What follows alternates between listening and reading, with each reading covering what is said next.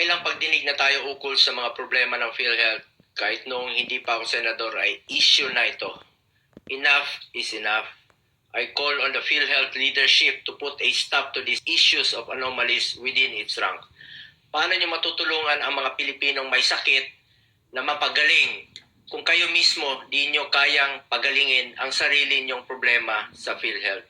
Ngayon na nasa isang public health emergency ang bansa, mas lalong hindi natin mapapalampas ang patuloy na problema sa ahensyang dapat naniniguradong may universal healthcare access ang mga Pilipino. Sabi nga nila, especially in times of crisis, every single peso counts. The President has already ordered a probe into these allegations of corruption within PhilHealth.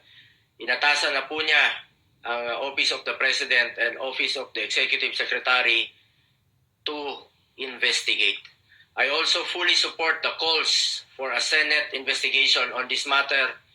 As chair of the Senate Committee on Health and as a co-chair of the Congressional Oversight Committee on the implementation of the Universal Healthcare Law, we have to ensure the prudent use of PhilHealth funds and guarantee that every Filipino gets appropriate, accessible, affordable, and quality health services while being protected from financial burden due to sickness.